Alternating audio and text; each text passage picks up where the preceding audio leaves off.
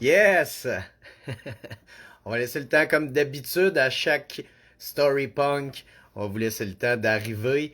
Bien sûr, on fait un live sur Facebook en premier et ensuite on va diffuser sur YouTube la Story Punk. Story Punk numéro 7 cette semaine. On va la faire sur la formation de Germs. C'est vrai que ça faisait un petit bout qu'on l'avait pas fait.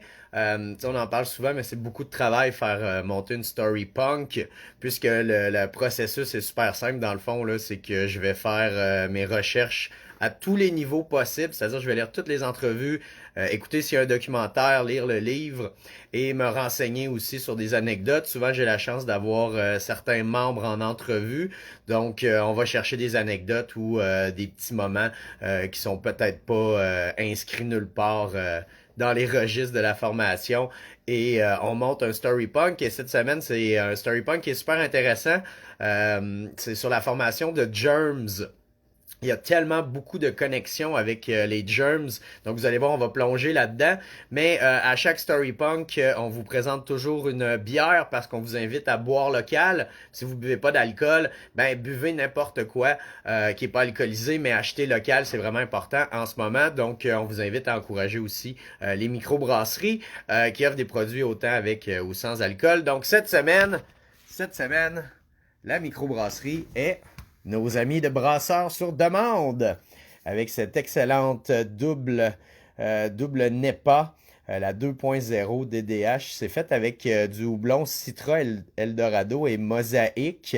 6,2% d'alcool, c'est excellent. Dans le jargon, on dit souvent du gros jus. C'est vraiment bon, sérieusement. Si vous êtes fans d'IPA, les NEPA sont vraiment... Puis c'est une bière qui va être quand même relativement crémeuse au goût. Donc, c'est une excellente bière. Et vous voyez en arrière, bien sûr, le coffret des Germs. On va le déballer au cours de cette Story Punk-là ensemble. Il est flambant neuf, il est emballé. On m'a envoyé ce coffret-là, donc on va le déballer ensemble. On va regarder ce qu'il y a dedans ensemble. Mais on va plonger avant tout dans l'histoire de cette incroyable formation, les Germs. Gorgez tout le monde. En ce moment, on enregistre la capsule un jeudi, donc bon jeudi à tous.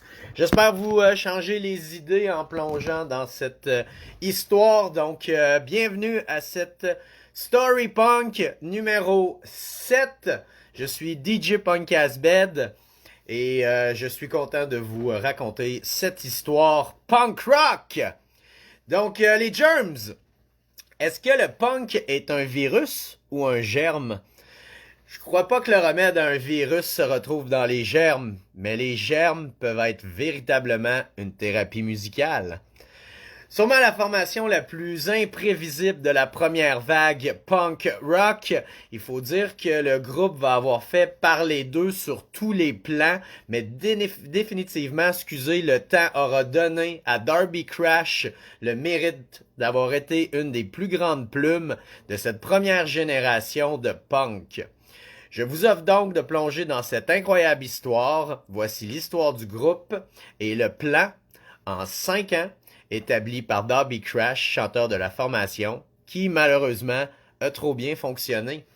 Le groupe a vu le jour en Californie, plus précisément à Los Angeles en 1976, grâce à Jean-Paul B.M., qui est bien sûr Darby Crash, mieux connu sous le pseudonyme de Darby Crash. B.M. est né le 26 septembre 1958. Excusez, son parcours sera dès le début de sa vie une longue douleur qui va débuter avec la mort de son demi-frère. Âgé de 12 ans, Darby perd son demi-frère âgé de 27 ans à l'époque.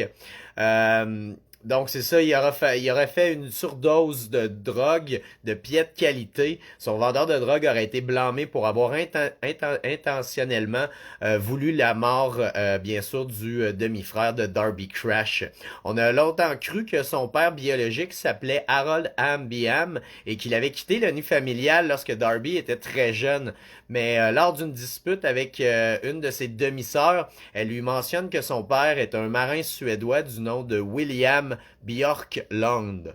J'espère que je l'ai bien dit, mon suédois en arrache pas à peu près. Il grandit avec sa mère, mais ce n'est pas de tout repos.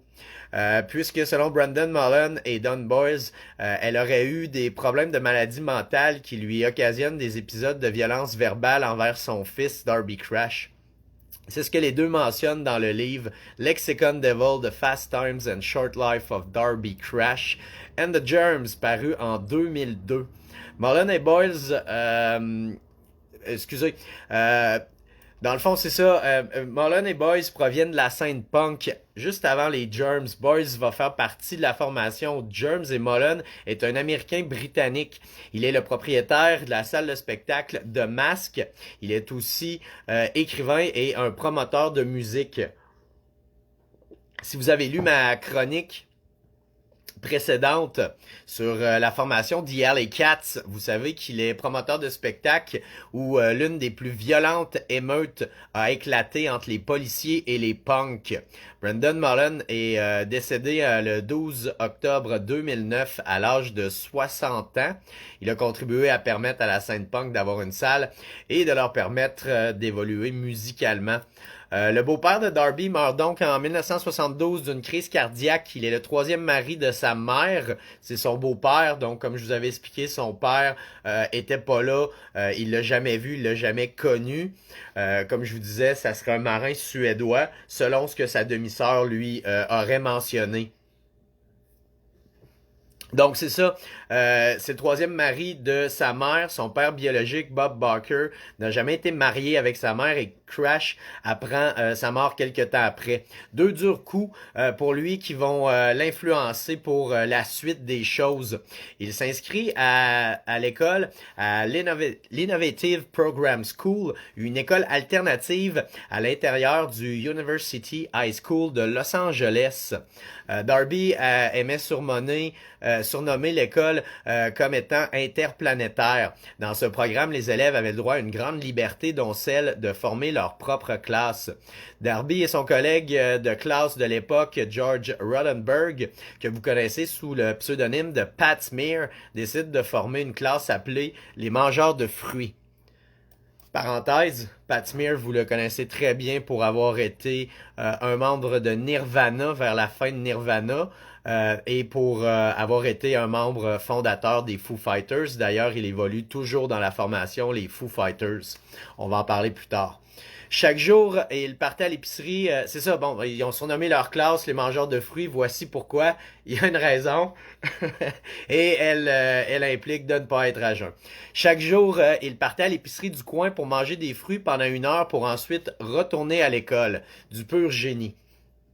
Comme ils consommaient fréquemment du LSD à l'époque, ils ont influencé quelques collègues de classe à en consommer. L'administration de l'école, découvre le tout et les accuse de lobotomiser les étudiants et les renvoie de l'école en 1976. Darby Crash raconte qu'il a perdu 2 ans de sa vie à cause de l'acide car il ne se souvient de rien. Je vous le dis, c'est pas une histoire clean. Donc,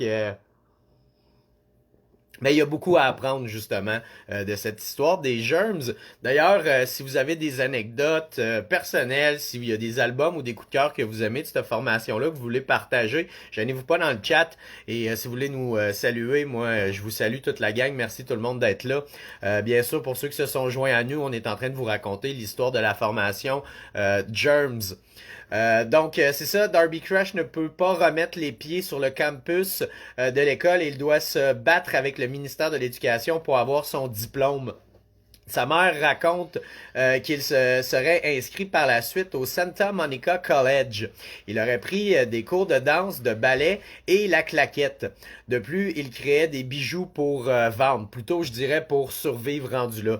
Et oui, c'est quand même étonnant quand on connaît le personnage qui est Darby Crash de l'imaginer faire de la claquette.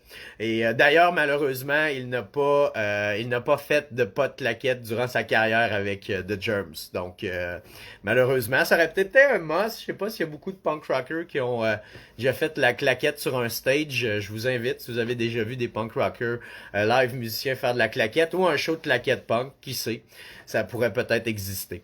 C'est à la suite de l'expulsion de leur école secondaire qu'ils décident de former un groupe musical. Et ça, malgré le fait qu'ils ne savent pas jouer de musique.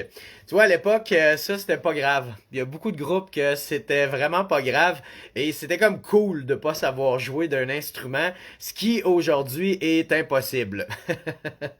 Surtout avec les critiques qui fusionnent de partout. Imaginez-vous un Sid Vicious ne pas savoir jouer de bass, jouer, et le show a coûté 20$. Oh, tragédie.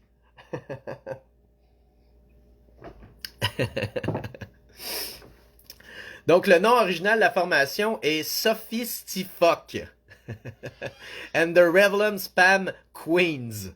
Bon. C'est jamais bon d'avoir un trop long nom de band. Et surtout d'avoir des mots comme fuck dans ton nom, puisque c'est très dur pour un label de vendre ça à plus grande échelle si on veut. Très drôle dans le milieu punk, je vous le donne, mais en dehors du cercle, si vous voulez atteindre d'autres niveaux, c'est pas la meilleure idée au monde. Et j'ai croisé des bands qui ont eu des noms de ce genre, dont Fuckface Unstoppable, qui est le side project de Bam Margera. Et je vous conterai, je ferai peut-être pas un story punk, mais un jour je vous conterai l'histoire lorsque j'ai rencontré et que je suis allé chercher Bam Margera à l'aéroport et que je l'ai sorti de pas mal de merde et qu'il s'est passé beaucoup de choses, dont certaines qui se racontent malheureusement pas. Et son band s'appelait Fuckface Unstoppable et je lui ai dit que ce n'était pas une très bonne idée pour niveau marketing et il avait changé ça pour FU. Salut Bam. J'ai changé le nom de ton band, man. Ce qui était beaucoup mieux FU que Fuckface Unstoppable, mais néanmoins, c'est ça, ça aurait pu s'appeler Germs Sophistifuck and the Revelin Spam Queens. Yeah! Mais comme le nom était trop long, comme j'ai mentionné, pour mettre sur un gilet, marketing, ils décident de le raccourcir. Brillant. Ils deviennent alors Germs et le groupe consiste de Darby Crash au chant, Pat Smear à la guitare, Dinky aka Diana Grant à la basse et Michael Baer au drum. Malgré que ce line-up soit incroyable, ils n'ont jamais eu la chance d'atteindre les planches de bois d'une scène de spectacle. En 1976, le groupe ajoute un nouveau membre, soit Lorna Doom, excusez, j'ai de la misère avec Lorna Doom, à la basse, et Dottie Danger à la batterie en remplacement de Michelle Bauer.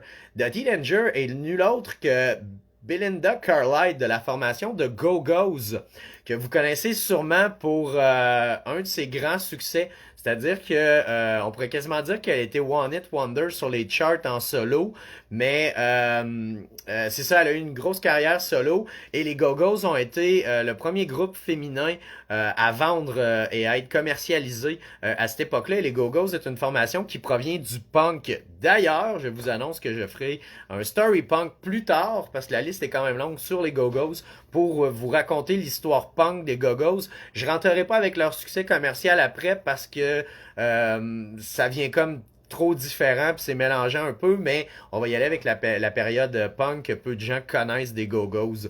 Donc malheureusement, son séjour sera bref dans la formation puisqu'elle va tomber malade et doit quitter le groupe. Donc techniquement, il n'y a jamais eu d'animosité justement entre The Germs et The Go-Go's puisque c'est pas une raison de conflit d'intérêt qui a fait qu'elle a quitté le groupe ou des problèmes de consommation ou quoi que ce soit. C'est vraiment qu'elle est tombée malade. Comme je vous disais, The Go-Go's est une formation de punk composée de 5 filles. Elles sont le groupe féminin le plus prolifique des années 80 et elles ont atteint le numéro 1 du Billboard en 1981 durant 6 semaines consécutives avec leur premier album qui s'intitulait Beauty and the Beat et sont à ce jour le seul groupe féminin à avoir réussi cet exploit. Et non, même Gwen Stefani avec No Doubt n'a pas réussi cet exploit des Go-Go's. Donc, techniquement, les Go-Go's sont encore le groupe féminin indétrôné à ce jour. Donc, Beauty and the Beat, qui est l'album justement qui a amené ce groupe au sommet, a été vendu à 2 millions de copies à travers le monde. Brenda Collette a eu un énorme succès avec sa carrière solo. Comme je vous disais, c'est elle qui est l'interprète de la pièce Heaven is a Place on Earth. D'ailleurs, la pièce a été reprise par MXPX des années plus tard. Comme Dudley Danger ne peut plus remplir ses fonctions dues à une mononucléose, elle sera remplacée par son amie Donna Rihanna, soit Becky Burton de son vrai nom. Elle jouera 3 spectacles avec Germs et fera partie de leur premier simple. Brenda Colley va rester amie avec la formation. Par ailleurs, on peut l'entendre introduire le groupe sur Germicide Live at the Whiskey des Germs, puisque son groupe de Go-Go's connaît du succès. Elle en profite pour aider le groupe, mais elle mentionne être dégoûtée par l'abus d'héroïne de Darby Crash. Ce sera Nikki Beat qui a joué avec The Weirdos, qui va prendre le relais à la batterie. D'ailleurs, on vous avait fait une story punk sur cette incroyable formation qui est The Weirdos. D'ailleurs, on vous invite à aller voir ça. C'est disponible sur notre chaîne YouTube. Incroyable formation de Weirdos. Et c'est ça. Donc, c'est le batteur des Weirdos, Nikki Beat, qui va prendre la relève dans The Germs. Le premier spectacle de Germs se déroule avec la formation justement de Weirdos et est assez simpliste puisque le groupe n'a pas de chanson. Ils vont offrir un 5 minutes de bruit. Darby, qui a un pot de beurre d'arachide, va mettre son micro à l'intérieur du pot de beurre d'arachide et se l'étendre sur le corps pendant que Lorna va porter son pantalon à l'envers. Faut mettre en contexte. À cette époque-là, ça prenait pas grand-chose pour faire un show punk. Ça prenait pas nécessairement une virtuosité. Et comme vous l'avez entendu, vous aviez pas vraiment besoin de savoir jouer votre instrument. Et on peut faire n'importe quoi puisque c'est punk. Donc, c'était ça le premier show des Germs. Très court, sûrement très intense et un gros what the fuck. Bien sûr, après seulement 5 minutes, le groupe est jeté dehors. Donc, un gros 5 minutes de what the fuck. Je peux comprendre un peu la situation, mais reste que l'art est ce qu'est, donc ça peut être quand même intéressant. S'il serait allé jusqu'au bout, j'aurais été curieux de voir si ce 5 minutes-là serait devenu une demi-heure ou 45 minutes de spectacle. Qu'est-ce qui serait arrivé de un au reste du bord de Peanut et à la formation sur scène et la réaction de la foule qui à l'époque était extrêmement agressive de Los Angeles. Donc ça aurait pu être intéressant, mais ce n'est pas arrivé, c'était un 5 minutes et se sont fait jeter dehors du club. Cela démontre la ténacité par contre du groupe à vouloir offrir une expérience avant tout. La musique devient secondaire dès le premier spectacle. Le plan établi par Darby Crash mentionné en début de capsule de 5 ans commence tel qu'élaboré par le maître de cérémonie. Il faut comprendre que le groupe avant tout, veut provoquer la foule et les sortir de leur zone de confort. C'est pas la première fois qu'un groupe mentionne ça, surtout à l'époque où le glam rock commençait à monter en flèche.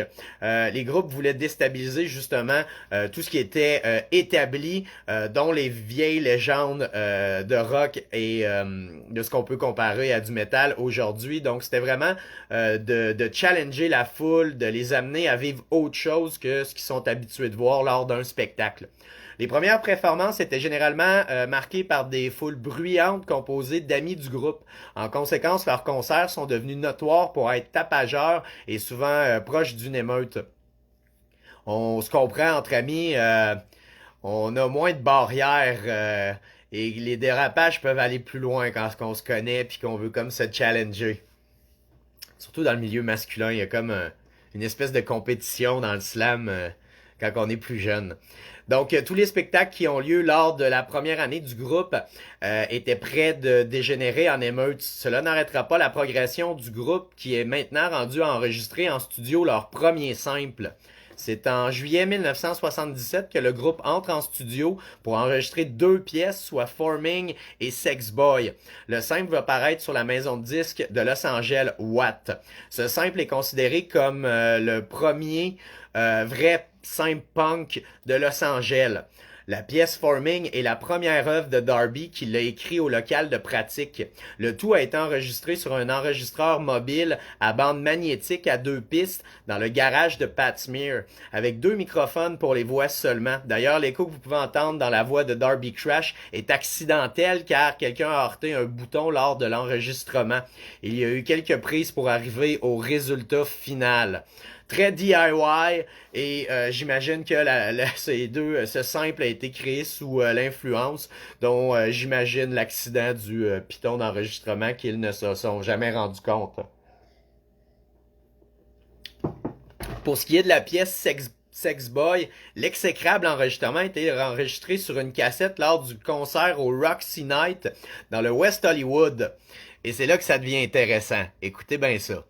Lors du tournage d'un film, un film que vous connaissez très bien, surtout si vous aimez le weed. Je parle du film Cheech et Chong Up in Smoke. L'enregistreuse aurait été apportée subtilement, soit de façon clandestine. Up in Smoke est sorti en 1978. Il a récolté plus de 54 millions de dollars à travers le monde. Le film met en vedette Cheech Marin et Tommy Chong. Il est le 4e film à mettre de l'avant les personnages de Cheech et de Chong. Il raconte l'histoire d'un fainéant au chômage qui est un batteur très amateur, Anthony Stoner, joué par Tommy Chong. Le personnage va abandonner ses parents qui sont stricts et prend la route rencontrant son âme sœur Pedro de Pacas, joué par l'acteur Cheech Marin. Alors que le duo qui consomme de la drogue est bientôt arrêté pour possession de marijuana, Anthony et Pedro sont relâchés à cause d'un petit point technique leur permettant de continuer leur nombre de mésaventures et de participer finalement à un concours de groupe rock où ils interprètent l'air rock Catch My Eye. Malheureusement pour Germs, la pièce enregistrée pour la trame sonore du film sera finalement pas choisie et le groupe sera le seul à ne pas être rappelé pour le film, pour performer justement durant le film. Tous les autres ont été acceptés, sauf les Germs. Je crois que malgré tout, le groupe a vu cela comme une expérience et en a tiré une certaine fierté. Le groupe croit qu'ils n'ont pas reçu l'appel pour jouer dans la scène de la bataille des groupes parce qu'ils auraient déclenché une guerre de nourriture que la production n'aurait pas aimé. Chris Hadford, un ami du groupe qui a aidé la formation avec l'aspect technique pour le simple forming, est maintenant promu comme gérant chez les Germs. Il orchestre une section photo pour le simple à la célèbre salle de spectacle de Maskey en juin 1977. 3000 copies du simple vont voir le jour, mais 1000 d'entre elles seront jetées dans une colline d'une maison car la compagnie qui s'occupait de produire les vinyles a inversé le logo. Malgré le nombre limité de copies, l'album se rend dans le top 10 du Billboard New Wave Top 10 Chart. La pièce Forming parle du fait de renverser le gouvernement en place par le nôtre. David Bowie est une grande influence sur Smear et Crash. Les paroles de cette chanson le reflètent très bien. La pièce permet à Crash de confronter l'audience en leur criant « Je suis votre fusil, alors pesez sur la gâchette ».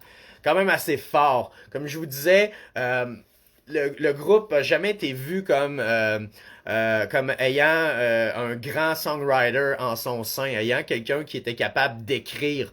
Mais si on lit les paroles et si on s'attarde, Darby Crash est quand même un grand poète de son époque et c'est assez fracassant les paroles. C'est pas pour les doux, c'est pas sympathique, c'est pas positif, mais c'est magnifiquement écrit et ça amène quand même quelque chose de très intéressant. Donc je vous conseille d'aller lire les paroles des pièces, bien sûr, des Germs.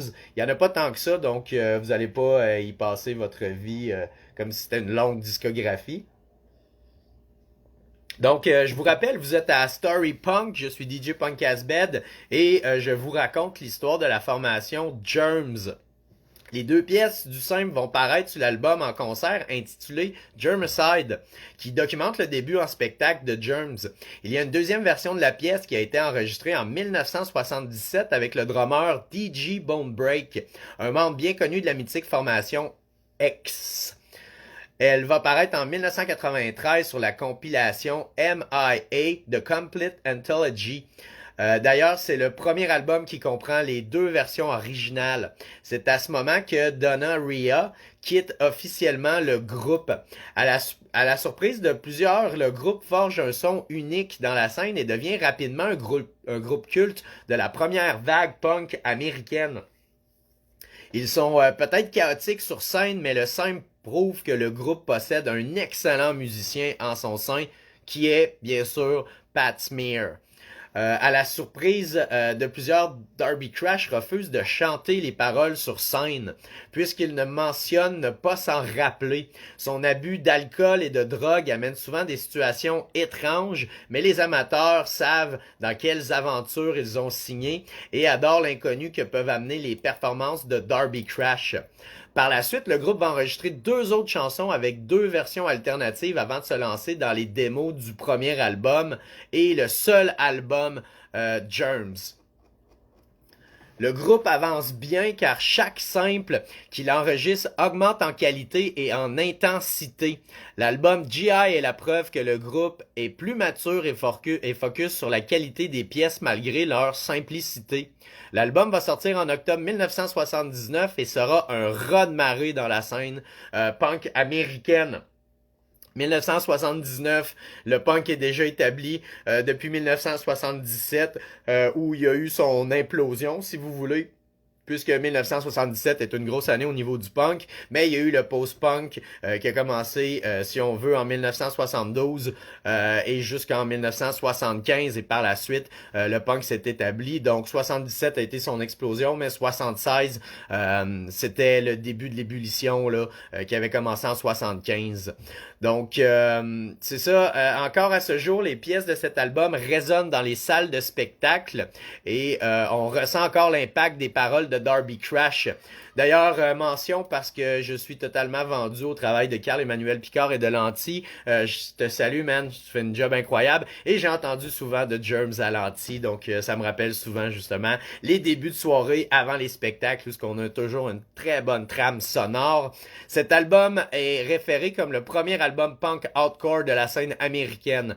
Le choix du producteur pour cet album revenait à Mark Lindsay du groupe américain Paul Reverie and the Raiders. Parce que Darby est un grand fan du groupe, mais comme il demandait trop cher pour Slash Records, c'est une amie du groupe et la reine du rock and roll de son époque, Joan Jett, qui va produire et diriger le groupe durant la création de GI, qui veut dire Germs Incognito.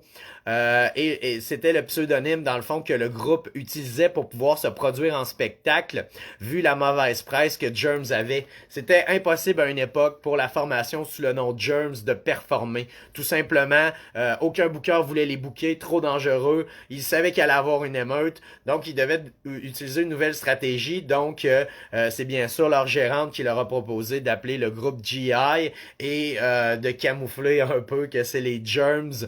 Et lorsque le subterfuge se voit live par le producteur du spectacle, le temps qu'il coupe, il va avoir eu le temps d'avoir un spectacle, c'est mieux que rien et c'est extrêmement punk. Encore une fois, c'est quelque chose qui pourrait pas se produire dans la scène actuelle. On a maintenant une éthique qui est comme établie, je dirais, au niveau de la scène punk et il y a eu un éveil aussi puis une conscientisation. C'est un milieu qui est maintenant sécuritaire. C'est pas comme à l'époque où c'était un milieu qui était chaotique et extrêmement dangereux. On savait pas ce qui allait arriver puis n'importe qui pourrait vous dire de l'époque que il pouvait avoir n'importe quoi. Il y a eu des règlements de compte, surtout à Los Angeles. Il y a des gens qui se sont fait stabber dans le dos. Il y a eu des règlements de compte entre des gangs, des crimes gratuits, des vols. Il s'est passé beaucoup de choses puisque c'était comme un milieu crasse où il n'avait pas vraiment de loi, où tout le monde pouvait faire ce qu'il veut. Ce qui a beaucoup changé, heureusement. Le mouvement punk parti comme un mouvement contestataire est devenu plus un état d'esprit et une façon d'agir autour de soi, de s'accepter soi-même, d'être DIY et justement d'aller de l'avant et à poser des questions contre ce qu'on nous impose ou ce qu'on peut nous demander, c'est-à-dire d'être éveillé, lire, s'enrichir et donner autour de soi. Je pense que c'est maintenant ce que représente un peu l'étiquette punk. Donc, Joan Jett venait de quitter le groupe The Runaways quelques mois avant d'entrer en studio avec Germs, mais les tensions et le groupe battaient de l'aile depuis 1977. Joan raconte en entrevue que Pat Smear et Darby Crash étaient de grands fans de The Runaways et qui lui ont fait confiance car elle avait été en studio avec The Runaways. Elle mentionne être très fière de cet album et son impact. À cette époque, elle faisait le party de façon intense et les Germs ont écrit sur le sujet dans la pièce Shut Down Annihilation's Man. Donc, elle mentionne, nous avons passé 4 jours en studio et les 3 premiers jours, nous avons été très sérieux à ce sujet. Nous avons enregistré les morceaux de base et j'ai utilisé de petits trucs que j'avais appris comme doubler les guitares et les voix pour rendre les choses plus grosses et plus épaisses. Je pense que nous avions un excellent ingénieur de son qui a été extrêmement utile. J'étais vraiment dedans. Je voulais faire un super disque. C'était les 3 premiers jours et le dernier jour était un peu plus lâche. Je pense que j'ai fini par m'évanouir sur le canapé qui a été immortalisé dans la chanson Shutdown sur le disque. C'était le seul morceau qu'ils ont fait live en studio. Les autres morceaux, ils ont enregistré la musique et peut-être que Darby a une voix fausse, mais nous avons corrigé le tout et nous avons mis le solo de guitare et avons demandé à Darby d'enregistrer son vocal et de le refaire encore et encore pour être sûr d'avoir obtenu une excellente performance de sa part. J'étais contente d'en faire partie, de voir ce groupe se former, grandir, se construire. Personne ne les connaissait et maintenant ils font partie de cette fameuse tradition punk. Darby était vraiment un gars formidable, un gars très intelligent, un gars très gentil quand il n'était pas fou.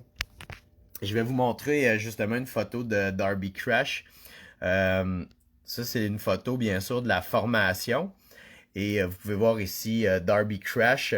Comme vous voyez, très jeune, on peut le voir. Ici, c'est une photo mythique, bien sûr, avec son mohawk et son fameux cercle qui se faisait au visage, souvent en bleu. Ça, on va en parler un petit peu plus tard, le film qui a été réalisé, bien sûr, sur Darby Crash et The Germs.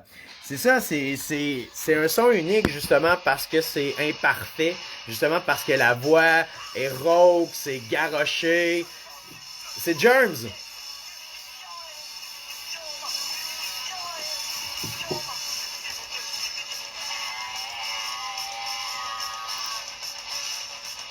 Donc l'album sera réalisé en 3 semaines avec l'aide de Pat Burnett comme ingénieur de son.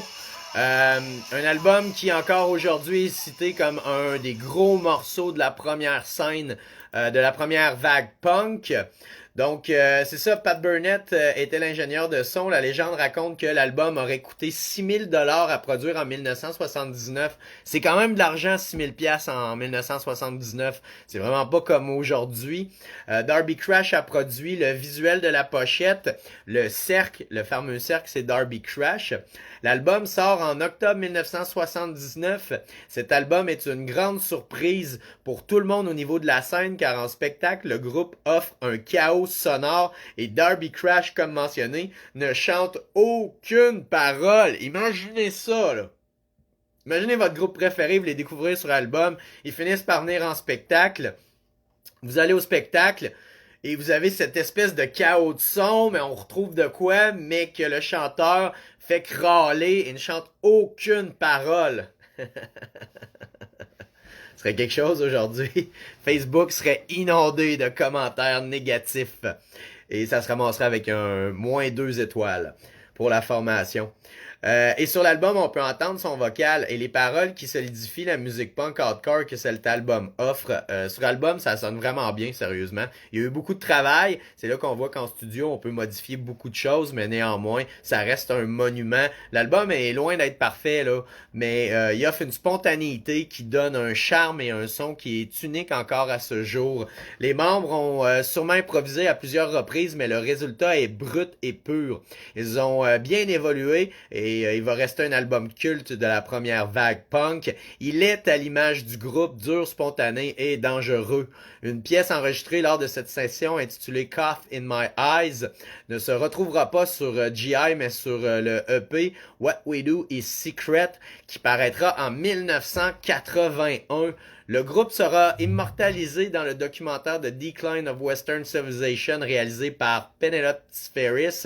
Ils mettent en vedette Fear, Circle Jerks et Backfag. Circle Jerks, c'est la seule formation auquel on n'a pas fait encore de story punk, ce qui va venir puisque je suis un maniaque de Bad Religion. C'est ma formation favorite punk rock. Les gens qui me connaissent le savent et donc je connais très bien les Circle Jerks puisque Greg Edson fait partie des 2 formations formation, c'est-à-dire de Bad Religion et des Circle Jerks. Et sur ce, je prends une gorgée pour rafraîchir mon gosier parce que ça fait beaucoup d'informations pour vous, les punks.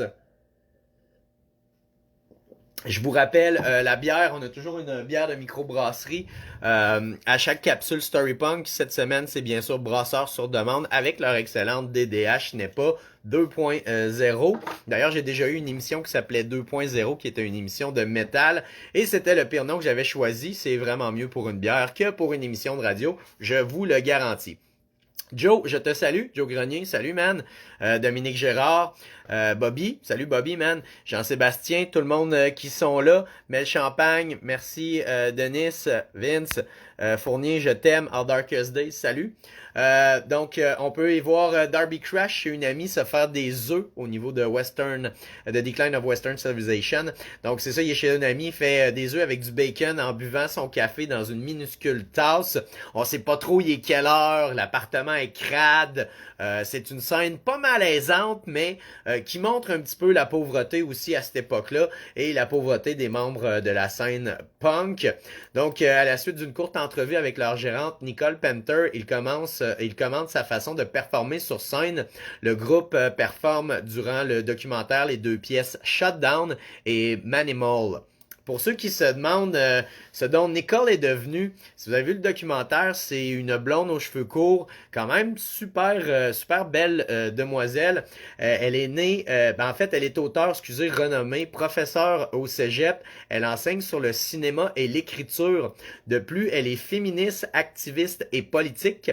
Sans elle, Darby n'aurait sûrement jamais participé au documentaire de Penelope, qui l'a immortalisé comme il le voulait dans son plan de 5 ans. En 1982, elle quitte le groupe et la scène et devient actrice et collaboratrice du Pee-wee Herman Show. Son personnage s'appelle Susan et elle apparaît dans presque tous les épisodes avec Pee-wee Herman. Elle mentionne avoir quitté la scène punk, entre autres à cause de la montée en violence au niveau des spectacles. Un fait qui est très intéressant. Ça, vous allez capoter. Sérieusement, j'ai levé 10 pieds dans les airs quand j'ai su ça. Elle est mariée à Gary Penter, un artiste BDiste dont son meilleur ami est nul autre que le créateur des Simpsons, Matt Groening. Wow! Elle mentionne lors d'une entrevue en 2005 avec Alice Bag qu'elle leur confectionnait des sandwichs pendant qu'ils dessinaient ensemble dans le salon comme deux enfants de 12 ans. Tu sais, tu te doutes pas que t'as le créateur des Simpsons, genre, qui est le meilleur ami de ton chum, tu sais. Best TV Show avec South Park. Elle mentionne lors de l'entrevue que le livre écrit sur Darby est une pure merde et que l'on dépeint de la mauvaise façon, en plus d'y raconter beaucoup de mensonges. L'histoire veut que Darby lui ait demandé de lui payer de la bière et en échange, il l'a engagé comme gérante du groupe. C'est elle qui a donné l'idée, là, comme je l'avais dit plus tôt, de GI pour avoir des spectacles vu qu'ils étaient barrés de toutes les scènes de Los Angeles. Ce qui est malheureux parce que j'imagine que le groupe aurait encore plus évolué s'il aurait réussi à jouer plus. Excusez, je rote ma bière. C'est pas un croc. Je vous rappelle, vous êtes dans Storypunk et vous êtes dans l'histoire de la formation Germs. Germs vont entrer en studio pour une dernière fois avant d'enregistrer 6 chansons pour la trame sonore du film Cruising. Le film met en vedette Al Pacino, mais seulement une pièce apparaîtra sur la trame sonore et dans le film, soit Lion's Share. C'est le producteur Jack Nitzsche qui va travailler avec la formation pour la conception des 6 pièces. Jack était le bras droit de Phil Spector, célèbre producteur. Il a travaillé et joué du piano avec les Rolling Stones sur beaucoup de pièces, dont le monument Paint in Black. C'est lui qui joue du piano sur Paint in Black, qui a été sélectionné comme étant la 6e meilleure chanson du monde. Paint in Black, 6e meilleure chanson du monde. C'est quand même quelque chose. Jack Nitzsche qui a bien sûr produit 6 pièces des Germs et qui a joué du piano sur la pièce Paint in Black des Rolling Stones. Donc après, bien sûr, cette capsule Story Punk, allez vous taper Paint in Black, vous allez entendre Jack Nitzsche qui joue bien sûr du piano. J'aimerais en profiter pour saluer ma blonde qui écoute. Je t'aime. Merci de ton support. Et d'ailleurs, pour ceux qui veulent le savoir, le bébé s'en vient. Je crois que c'est 8 semaines. Je suis pas très bon en jour. Je suis vraiment excité. J'ai hâte. Je t'aime, chérie. Alex Martineau, salut. Merci tout ton support et tout. Merci d'être là avec nous pour cette Story Punk sur Germs. Vous êtes peut-être en rediffusion sur YouTube, donc ça vient un peu mêlant, mais on fait toujours un live Facebook, donc c'est pour ça que j'en profite pour saluer tout le monde qui sont là. Vous êtes nombreux. C'est vraiment cool, sérieusement. Merci. J'espère que ça vous divertit. J'espère que vous aimez entendre cette incroyable histoire des Germs qui mélange les Simpsons, Cheech et Chong, les Rolling Stones. Vous savez, c'est ça qui est magnifique avec la musique. On fait beaucoup de connexions et quand on commence à creuser, on se rend compte que c'est un petit milieu et que finalement on se connaît toutes. Et les connexions sont toujours le fun à faire. Et si vous êtes un peu geek, vous allez découvrir des belles choses sérieusement. Je continue cette histoire sur les Germs. La tension entre Boyles, drummer de la formation, et Darby Crash continue d'escalader. Et Darby finit par lui montrer la porte et le remplace par son ami, Rob Henley. Cet alignement ne durera pas longtemps puisque le groupe se sépare peu de temps après. Cependant, ce n'est pas la fin du groupe puisqu'il y aura un dernier show. C'est pas la fin des Germs. C'est pas la fin des Germs. Juste après la séparation du groupe, Darby, approché par Pat Smear, décide de former le groupe Darby Crash Band, qui se résumera à quelques performances chaotiques.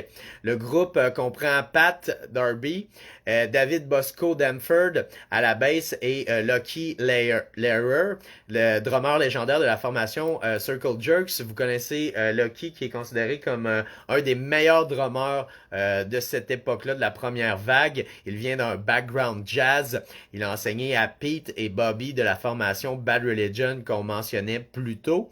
Donc, à la suite de la dissolution de ce projet, Darby relance Pat afin de reformer Germs pour un show, afin d'amasser assez d'argent pour s'acheter de l'héroïne et se suicider par surdose. Et oui, c'est ça le plan de 5 ans. 5 ans intenses et se suicider. Comme il lui avait mentionné malheureusement dans le passé. Pat Smear ne le croit pas vraiment puisque ce n'est pas la première fois que Darby lui mentionne son plan de 5 ans, c'est-à-dire de former Germs, de le faire connaître et de mourir. Le 3 décembre 1980, le groupe joue à guichet fermé avec Boyles au drum. Crash mentionne à la foule lors du spectacle qu'ils ont offert ce concert afin qu'ils puissent voir ce que c'était de les voir encore actifs. Vous ne me reverrez plus jamais par la suite. C'est ce qu'il aurait mentionné durant le concert. C'est malheureux ces histoires-là, malheureusement, et il y en a eu beaucoup trop dans l'histoire de la musique. Comme je vous disais, c'est pas une histoire joyeuse, mais vous allez voir, c'est quand même intéressant de continuer. Malheureusement, Darby Crash est mort 4 jours plus tard, soit le 7 décembre 1980 par overdose, tel qu'il avait mentionné et tel qu'il l'avait élaboré. 22 ans. Jean-Paul Béham, aka Darby Crash, meurt par surdose d'héroïne. Ce qui est le plus triste, c'est que sa mort n'a pas été reportée, car la même journée, John Lennon disparaîtra. Donc, les médias n'en ont pas parlé, donc c'est super triste. Ça a détourné toute l'attention médiatique, laissant la légende disparaître sans que personne ne le souligne. Le pacte de 5 ans a été mis à exécution à la perfection, mais il laisse une scène fragile s'écrouler tranquillement avant de renaître à la fin des années 80 grâce à 2 formations, les Circle Jerks et Bad Religion. Malheureusement, Darby était tourmenté et il n'a jamais eu la chance de pouvoir vivre librement ce que peu de gens savaient, c'est-à-dire son homosexualité selon Nicole Panther, qui le mentionne en entrevue. Il reste que durant ces 4 années d'activité, le groupe est devenu un groupe culte et avec la mort de Darby, il est facile d'être fasciné par ce chaos musical. Boys va participer à plusieurs projets, dont Nervous Gender, 45 Grave, Celebrity Skin et Ariel Pink. Les amateurs du groupe devront attendre 1993 avant que Slash Records ne lance une compilation qui regroupe les pièces du groupe sous le nom GI. Donc, il y a plusieurs pièces aussi qui se retrouvent de sessions d'enregistrement des Germs. On retrouve en ajout des lignes écrites par le poète et la chanteuse Pleasant Gaiman. Elle faisait partie de la formation Screaming Siren. Ensuite, elle forme The Ringling Sisters et Hunk If You're Arnie, que je trouve hilarant comme nom de band. Encore une fois, marketing, pas une bonne idée. Hunk If You're on Arnie. Klaxon si t'es en chaleur. Ce sera Pat Smear qui sera le plus chanceux des survivants puisqu'il ira rejoindre la formation Nirvana durant leur dernière année avant la tragique mort de Kurt Cobain en tant que deuxième guitariste. Imaginez-vous, là. Tu viens de perdre ton chanteur qui a fait une surdose par héroïne puis il t'avait prévenu. Et tu rentres dans un groupe qui est dysfonctionnel vers la fin, qui est Nirvana. Tu sais les histoires. Courtney Love qui a consommé de l'héroïne durant sa grossesse. Kurt qui est héroïnomane, dépressif. Et il meurt. Ça doit être lourd. Ça n'a pas dû être facile pour Pat Smear. Donc, je suis extrêmement content de son succès avec les Foo Fighters, qui est amplement mérité. C'est une formation qui est incroyable, que vous aimez ou pas, que vous les trouvez commerciales, sell-out ou pas. Dave Grohl est sûrement l'artiste le plus terre-à-terre et le plus sympathique de notre génération et qui a été le plus influent et qui a joué dans 2 formations qui ont eu un succès que personne n'aurait escompté ou imaginé. Donc, je prends une gorgée là-dessus. Donc, il aura vécu 2 fois la mort de son chanteur par suicide. Dave Grohl va lui offrir de rejoindre la formation Foo Fighters et à ce jour, il est toujours un membre actif des Foo Fighters. Good job, Pat Smear. Good job, man. Donc, en 1996, Bill Bartle de la formation White Flags va faire paraître une compilation de reprises de Germs avec des reprises, entre autres, de NoFX, Old Flea, Red Hot Chili Peppers, The Melvins et Mike Watt. Le moment fort de cette compilation est la version de Melvins avec Lexicon Devil, excusez. Qui est la pièce culte que vous avez entendue tantôt, bien sûr, de la formation. Donc c'est ça, c'est une compilation que vous devez absolument écouter. C'est vraiment intéressant, sérieusement. Même d'entendre Flea qui a été dans la formation Fear, si vous avez écouté. J'ai raté en même temps. Si vous écoutez le Story Punk, bien sûr, sur Fear, vous le savez. Sinon, ben, allez l'écouter sur, bien sûr, la chaîne YouTube de Prescription Punk Rock. D'ailleurs, on vous invite à aller sur la chaîne YouTube de Prescription Punk Rock. Tout ce que vous avez à faire, c'est taper dans la recherche dans la barre de recherche Prescription Punk Rock et abonnez-vous à la chaîne. Vous allez avoir des vidéos exclusives et bien sûr, ce Story Punk-là va se retrouver, bien sûr, sur la chaîne YouTube. On continue, bien sûr, avec l'histoire des Germs, mais je salue Xavier Boutin. Salut, man. À la suite de la mort de Darby, il y a eu plusieurs rumeurs sur une possibilité d'écrire un scénario pour réaliser un film sur la vie tumultueuse de Darby Crash. Après un faux départ stressant au niveau de la production, les acteurs et l'équipe ont organisé une soirée de clôture pour célébrer le film non tourné. C'est qu'un party, man. Yeah, on l'a pas fait! Lors de la fête, les acteurs qui ont interprété le groupe Baby Germs ont diverti l'équipe en jouant quelques morceaux de Germs sur scène. Ensuite, les membres originaux des Germs qui étaient présents ont rejoint les Baby Germs sur scène. Les Baby Germs, acteurs du film, ont remis leurs instruments aux Germs originaux qui ont continué à jouer au West.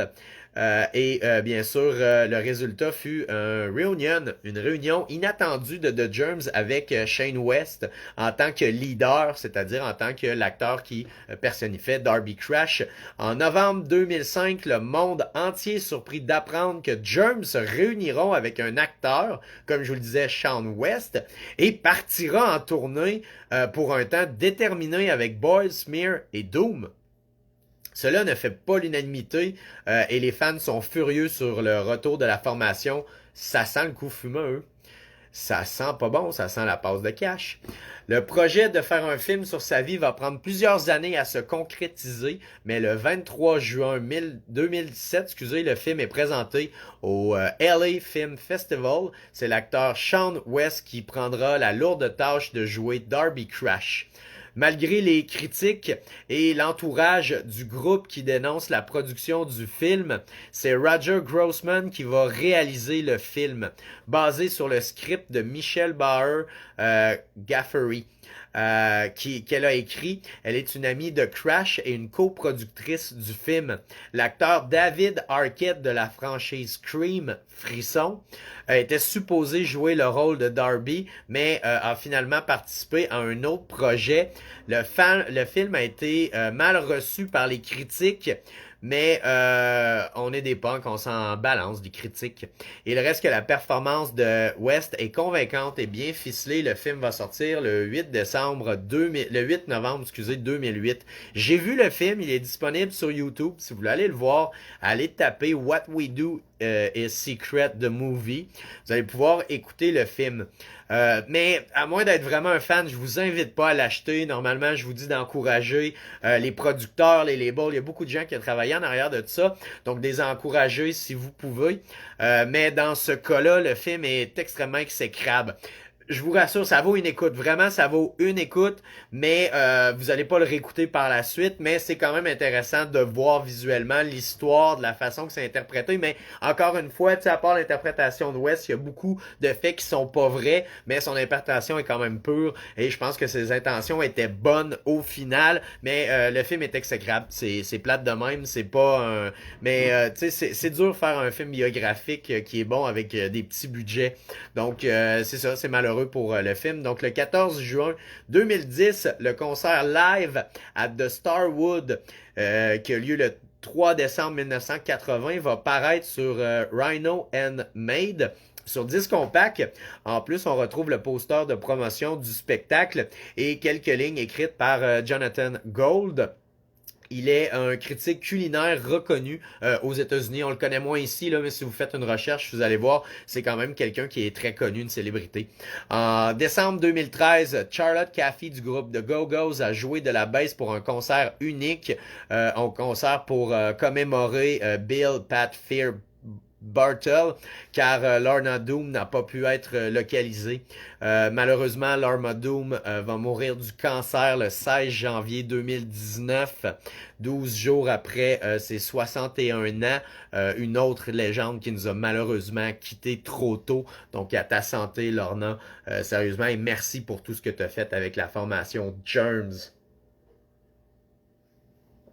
Donc, on est à la fin de ce Story Punk-là. Il reste bien sûr la finale et on va déballer avec vous le coffret de la formation Germs que j'ai en arrière de moi. Et c'est ça, en terminant, Lorma qui est morte du cancer, malgré tout, les Germs continuent de vendre des albums depuis plus de 40 ans et leur empreinte reste intacte et pure. Il y a tellement d'histoires à raconter autour de ce mythique groupe de la première vague punk. Et en si peu de temps d'activité, les Germs traversent le temps et nous les confrontons toujours. Le plan n'a pas fonctionné car à travers ses paroles et la musique des Germs, Darby Crash vit à jamais dans la scène punk. Donc, je vous l'avais promis, merci, merci. C'est vraiment tout le temps le fun de plonger dans des histoires comme ça, une histoire très intéressante. Des Germs, je vous l'avais dit, j'ai ici le coffret des Germs. On va déballer ça ensemble.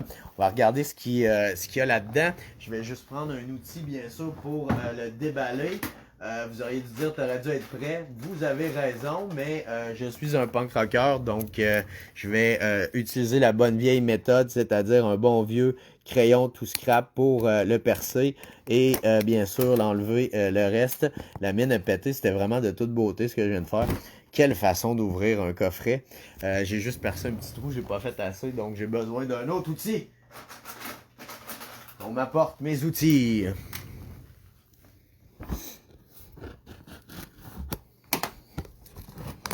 Donc, yeah! Le coffret des Germs qu'on déballe ensemble. D'une main, comme un vrai punk.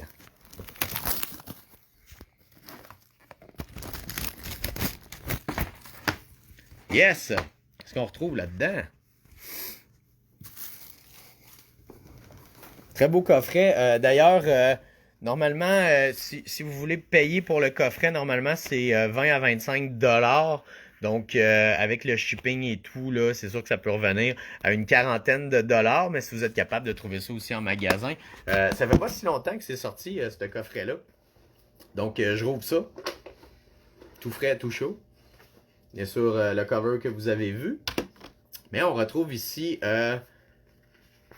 une patch. Une patch, bien sûr, de la formation. J'imagine la formation portait, bien sûr, en bandana comme ça, bien sûr, ce fameux logo, le cercle, créé par Darby Crash. Et on retrouve ici, bien sûr, un stickers de la formation Germs, dessin classique. Un CD.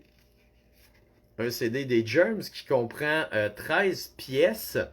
Qui commence avec Public Image et qui se termine avec What We Do is Secret. Et ici, on a un livre, un petit livret, excusez, avec des photos et qui raconte un peu l'histoire des chansons. Donc, très intéressant, vraiment complet comme coffret, bien fait. Vous pouvez voir ici Darby Crash complètement à jeun. 100% à jeun. Je suis sûr qu'il est allé passer un examen cette journée-là dans cet état. Et bien sûr, ici, on retrouve... ça, c'est cool. Je viens d'échapper une pin. On va commencer avec la pin. Il y a vraiment du stock, sérieusement, pour, comme je vous disais, une vingtaine, 25 dollars. Vous avez la pin, bien sûr, des Germs. Et vous retrouvez ici, non pas juste un, mais deux 7-inch, deux 7 pouces, bien sûr, des Germs. Et ils sont colorés, bleus, dans ce cas-là, pour ce coffret, et blanc, bien sûr, l'autre. On retrouve My Tunnel ici, Communic Eyes Forming, What We Do is Secret, Public Image, Lion Shore, Strange. Donc, si je comprends bien, bien sûr, là, c'est les pièces qui se retrouvent là-dessus, se retrouvent sur le CD. Donc, vous avez, bien sûr, là, 12 pièces des Germs. Donc, vraiment cool, sérieusement. Merci d'avoir écouté cette capsule, bien sûr, sur la formation de Germs. Sans vous autres, on ferait pas ça. Donc, merci de partager en grand nombre. Laissez vos commentaires. S'il y a des choses que vous appréciez, s'il y a des choses que vous aimez moins, gênez-vous pas. Juste à nous en faire part. Et c'est ça, on revient sous peu avec une autre histoire story punk, une autre histoire punk rock. Et en ce jeudi, si vous êtes en rediffusion, vous êtes peut-être pas jeudi, mais je vous souhaite une belle fin de journée et gorgée. Supportez vos scènes locales, allez vous abonner à la chaîne YouTube de Prescription Punk Rock en allant sur YouTube. Tapez dans la barre de recherche Prescription Punk Rock, vous allez trouver des entrevues exclusives, des performances live lors de l'émission Prescription Punk Rock. Malheureusement, présentement, c'est sur le hold, mais vous allez retrouver des anciennes performances, dont des performances avec 50 Shades of Punk. D'ailleurs, je salue Émilie Plamondon et toute ta job incroyable. Félicitations, sérieusement. Et... plein d'autres, et vous allez retrouver les Story Punk aussi, et des entrevues exclusives, là, dont l'entrevue avec Against Me qu'on vient d'ajouter. On a l'entrevue avec Strike Anywhere, on a l'entrevue avec NoFX, donc il y a beaucoup d'entrevues. Allez sur la chaîne YouTube de Prescription Punk Rock, et n'oubliez pas de vous abonner ou créer un compte pour vous abonner, parce qu'on a besoin de vous autres pour sortir dans les algorithmes de YouTube, et que la scène locale et internationale puisse se faire voir pour que le punk soit toujours numéro 1. Je vous aime d'un amour tridimensionnel. Restez positive, PMA, Positive Mental Attitude, Bad Brains, et partagez la culture punk, apprenez, découvrez, encouragez vos formations locales, achetez de la merch, on se verra pas, on se verra pas à Noël, on se verra pas bientôt, j'imagine, peut-être dans les prochains mois, je l'espère. Je vous souhaite un bon temps des fêtes. Restez positif, focussez sur vos passions, faites des choses que vous avez jamais faites, sortez de votre zone de confort. Et je vous aime et surtout aimez-vous et déchirez-vous pas. C'est pas le temps de faire ça. On va voir le bout de tout ça. Je vous aime. Merci d'avoir écouté cette Story Punk. Je suis DJ Punk Asbed. Je vous rappelle, on est en ondes tous les lundis 21h30 sur les ondes de CKRL 89.1 Prescription Punk Rock. Hell yeah! Bonne soirée.